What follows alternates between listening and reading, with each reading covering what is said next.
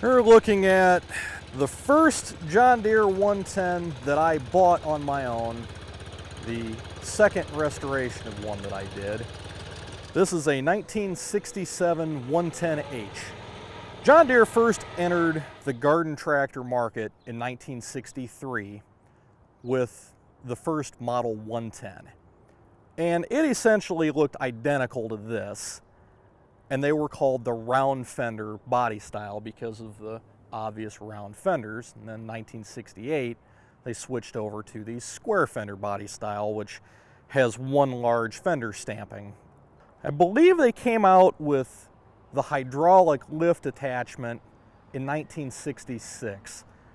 So this one being a 1967, 2-year only tractor. It's not the rarest attachment ever. It's a lot more common on square fender tractors, but it is a little more desirable and rarer on round fender tractors. This one is a pure show pony. When I got it, it had a mower deck on it. And notice that none of my tractors have mower decks. I'm not really an attachment guy. And the reason for that is because I'm afraid to get dirt on this one. When I restored this one, I kind of had a gut feeling at the time that this might be my only round fender. So I decided to really go over the top with it.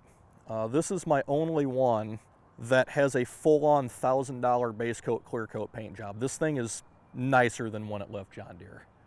I need to give a special shout out to my good friend Tom Molnar. He's who painted this for me. The guy is an absolute artist. He restores Studebakers. The paint job is worth more than the whole thing. $1,000 maybe on a good day, but you know what? I love it.